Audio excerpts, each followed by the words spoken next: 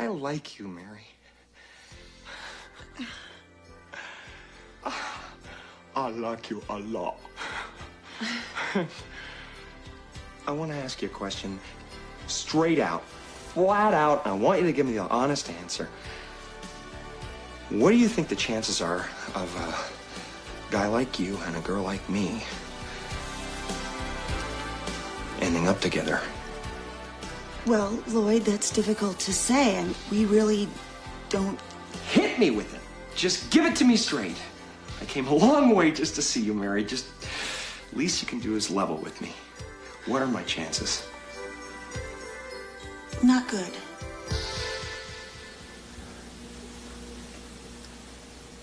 You mean not good like 1 out of 100? I'd say more like 1 out of 1,000,000.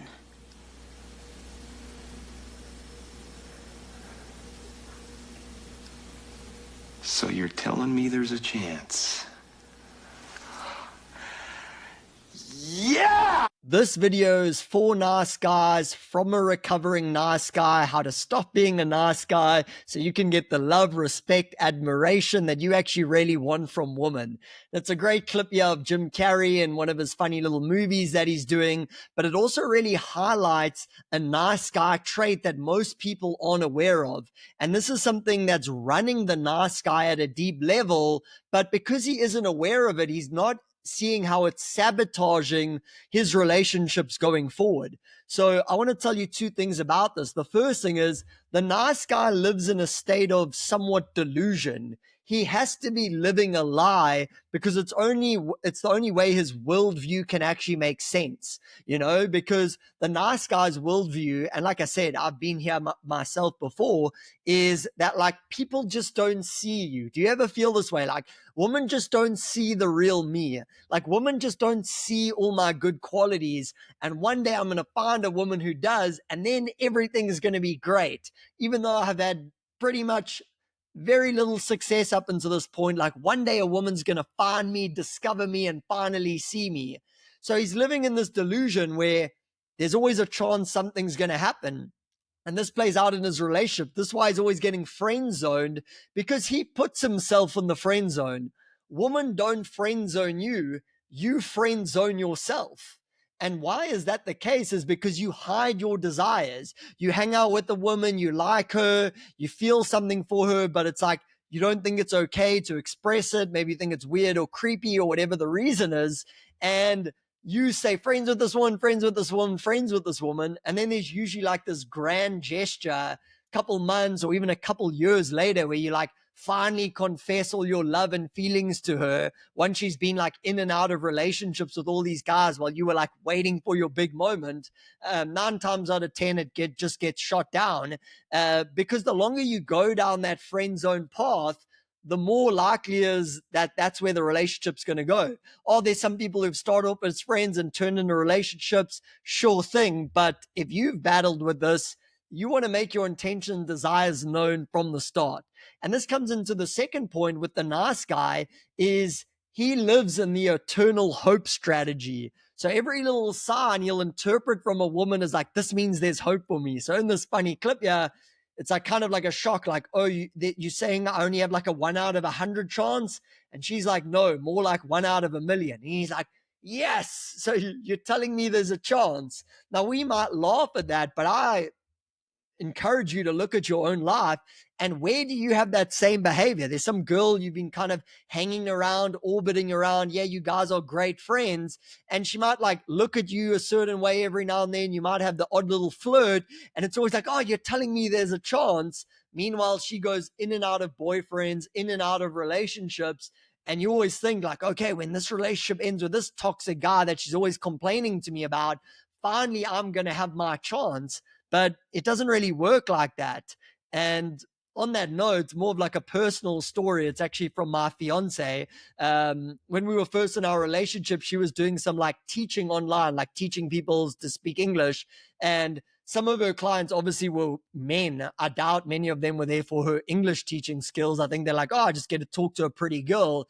But it's almost like a nice guy breeding ground. They're like, yes, I'm just here with you for your English lessons. But then what happened with one of these guys is like, obviously he developed a crush on her, he develops feelings for her. He books lessons with her for like months. And then like, I don't know what it is, like 6 months later, he finally comes out in like this grand gesture where he could play the piano, and he like wrote a song for her.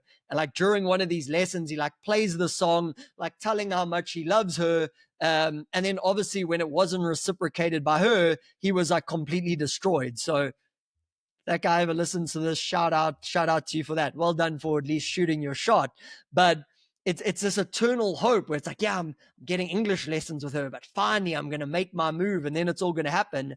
Funny enough, he's also so phony and so faulty, because after she shot down like his romantic escalation, all of a sudden he doesn't book any English lessons with her.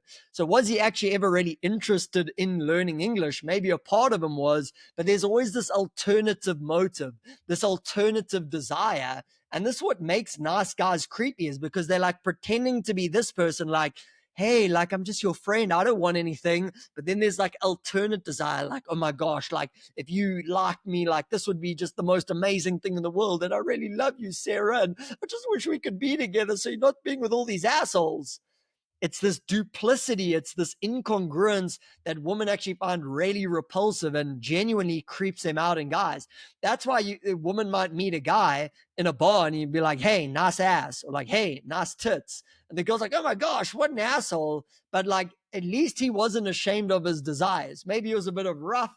Maybe he didn't present it in the best way, but she knows where that guy stands. This is who he's presenting himself to be. And that's who he is. Even if he's an asshole, at least we know he's an asshole. But the nice guy is always like mischievous and like plotting and all these types of things. So if you've had these nice guy patterns in you before, just like I have, what I would encourage you to do is give up hope.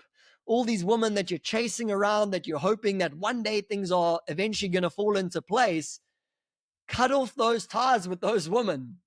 What that's going to do, it's going to claim back attention and energy in your life that you can actually redeploy in other areas, into your business, into your work, into building something, into a hobby that's meaningful for you, or even to actually put that attention on new women that you actually stand a chance with. But this hope strategy, it's like one day it's finally eventually going to work out for me. If you're a nice guy, my advice to you is give up hope. Most nice guys won't do that because they've so invested. What do you mean give up hope? I've spent months, if not years, quietly, secretly pursuing this woman. Why would I give up hope now at this stage? But trust me, it'll be the best thing you ever done. It'll make you more attractive to new women that you encounter, and you'll just feel better about yourself, more confident, more attractive about yourself as a man. And it's one of the best advices I can give to nice guys. So hope you enjoyed the video, and I will see you in the next one. Bye-bye.